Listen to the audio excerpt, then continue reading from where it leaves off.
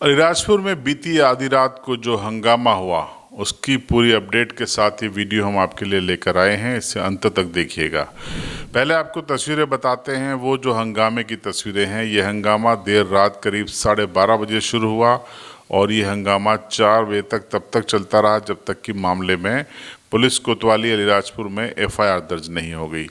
तो ये हंगामे की तस्वीर है और आपको ये भी बता दें कि इस हंगामे को बढ़ता देख पहले पुलिस का फोर्स मौके पर पहुंचा, लोगों को समझाइश दी, लेकिन जब बात नहीं बनी तब फिर SP और कलेक्टर को भी ग्राउंड जीरो पर उतरना पड़ा और उन्होंने लोगों से संवाद किया और मामले की शांति की अपील की।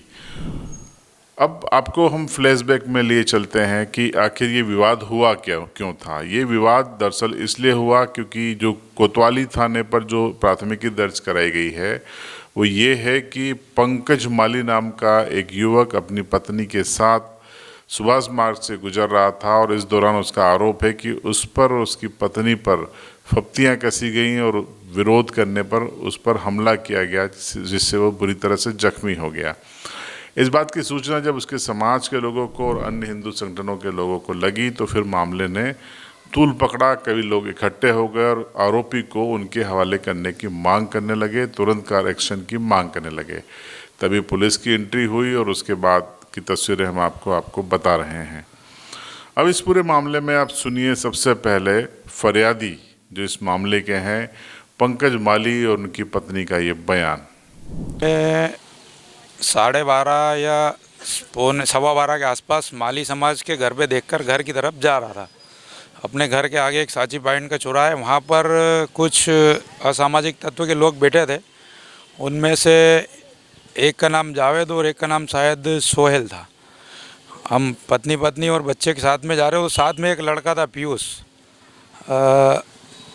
वो हमको छोड़ने जा रहा था। तो उसके बाद असामाजिक तत्व के जो लोग बैठे थे उन्होंने मेरी मिसेस को देखकर गंदे कमेंट करे।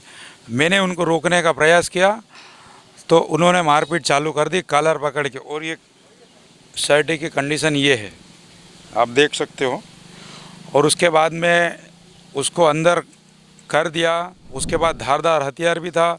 हमने उसके घर पे उसको बाहर निकालने का काफ़ी प्रयास किया, बाकी पुलिस प्रशासन ने हमारी एक भी चलने नहीं दी। अब क्या चाहते हैं? कार्रवाई चाहते हैं और 7 लोगों के 2 के नाम लिखे हुए हैं, उसमें 5 अन्य हैं। वो 5 अभी फरार है। जैसे इन आरोपियों से मेरी कोई जाति दुश्मनी नहीं है, रहने वाला मैं यहीं का हूँ, पर 2018 से मेरी दादी शांत हो गई तो मैं मेरे पैतृक संपत्ति के चक्कर में वहाँ पे सिलकुआ धार जिले में हूँ। मैं तो वार त्यौहार पे आता हूँ और वापस अपना पूजा पाठ करके चले जाता हूँ। मारने के बाद धमकी दे के गया कि तेरे को देख लेंगे और तेरी औरत को उठा के ले जाएंगे, ये शब्द बोल के गया है सर। पहले 2 आए थे, वो 2 ने फोन लगा के 5 को बुलाया सर उन्होंने। और एक भूसा इनको मारने का तो सर मैं सामने आ गई तो मेरे मुंह पे भूसा लगा और मेरे देवर को उन्होंने बाइक के ऊपर फेंक दिया।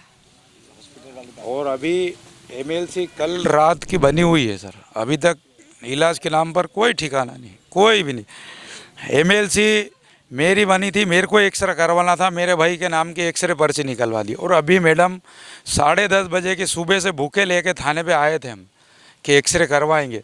अभी 1:30 बजे के आसपास वो हमको यहाँ लेके आए एक्सरे करवाने के लिए।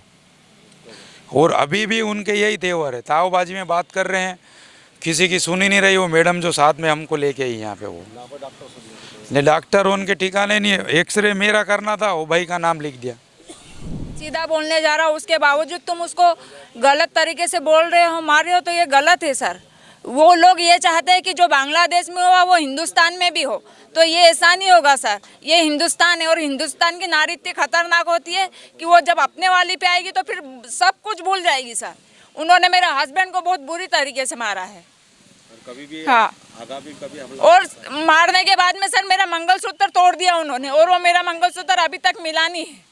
एक लेडीज का मंगलसूत्र टूटता है तो कितनी बड़ी बात होती है सर। इस बयान को आपने सुना और उसके बाद हम आपको बता दें कि पुलिस थाने कोतवाली पर एक FIR दर्ज हुई है।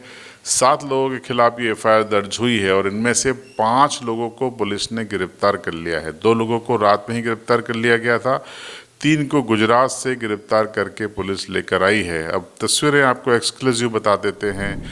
ये सभी 5 आरोपी जिनको गिरफ्तार किया गया था, वो तस्वीरें हम आपको बताते हैं। अलीराजपुर कोतवाली पुलिस की गिरफ्त में 5 आरोपी आपको दिखाई दे रहे हैं। इनको गिरफ्तार कर लिया गया है।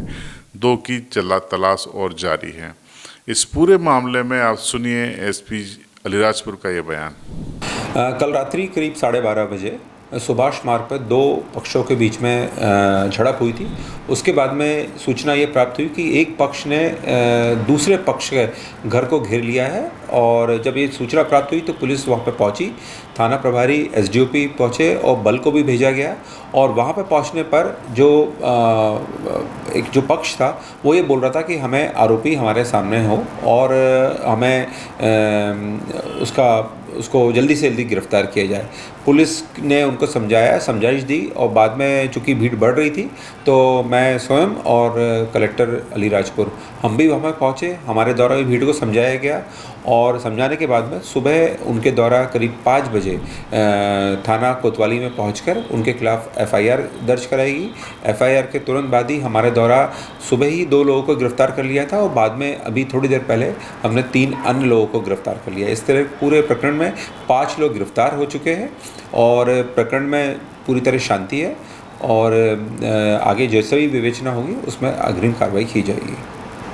तो आपने फरियादी और पुलिस को सुन लिया, लेकिन इस पूरे मुद्दे को लेकर चर्चाओं में थी 2-3 युवतियां जो कल रात को भी हंगामे के दौरान खासी मुखर थीं, और उनके अंदर गुस्सा था बेटियों की सुरक्षा को लेकर। आज हमने उनसे बातचीत की कि आखिर वो क्यों गुस्से में थी और उनकी मांग क्या है। सुनिए उनका पूरा बयान। मैं इन्हीं के मोहल्ले से रहने वाली हूँ, और हमारे मोहल्ले के आगे वाली गली पूरी मोमेडन गली है। हम लोगों का रोज़ का आना जाना चलता रहता है। कुछ भी काम हो अगर हमको उधर से ही निकलना पड़ता है। हमको कहीं भी जाना हो, कहीं भी निकलना हो, उधर से ही निकलना पड़ता है। तो वो लोग जो मोमेडन लोग रहते हैं वो हम लोगों को देख के गलत कमेंट्स करते हैं, ये करते हैं। हम काफ़ी टाइम से देखते आ रहे हैं, हमने कुछ नहीं बोला। हमने हमारे घर वालों को बोला, एक दिन बोलते, एक दिन नहीं बैठेंगे, दूसरे दिन वापस उनका वही काम चालू हो जाता है। हम काफ़ी समय से देखते आ रहे थे, और हमने चाहा नहीं था कि इनके साथ कभी ऐसा होगा। अब इनके साथ हुआ, कल को हमारे साथ होगा तो फिर कौन जिम्मेदार रहेगा इस चीज़ का। हमारा यही है कि आज इनके साथ हुआ, कल को हमारे साथ होगा तो फिर जिम्मेदारी कौन लेगा। और आप आरोपियों को कड़ी से कड़ी सजा दीजिए, ताकि दूसरा कोई करे उससे पहले सोचेगा कि नहीं ये चीज़ नहीं करना चाहिए हमको। 5 व्यक्ति के साथ में पेशी होती हो तो पूरे गांव में रैली निकलेगी, पूरा जुलूस निकलेगा, और उनको घसीटते हुए नंगे करके ले जाना चाहिए। और आज ये भाभी के साथ हम बोले, हम 2 लड़कियां बोले, कल को हमको टारगेट कर लोगे तो उसकी जिम्मेदारी प्रशासन ने नहीं ली। प्रशासन ने उन मुजरमियों का वो सपोर्ट किया और हमको वहाँ पर बेवकूफ़ बनाया था। प्रशासन ने बोला कि हम ला रहे, और पीछे की साइड से वो ले गए, ठीक है ना। उसके बावजूद भी मैंने बोल दिया था भाइयों पे एक पे हाथ नहीं उठेगा, तो भी लाठी चार्ज की और मेरे भाई को मारा बुरी तरीके से। अब यहाँ पर सुबह से 8 बजे से रात से हॉस्पिटल में आए, इनका हमारी कोई सुनवाई नहीं हो रही यहाँ पर। और कल की पूरी ब्रेकिंग न्यूज़ पूरी फेक थी, पूरी गलत थी, क्योंकि प्रशासन ने बिल्कुल हमारा सपोर्ट नहीं किया।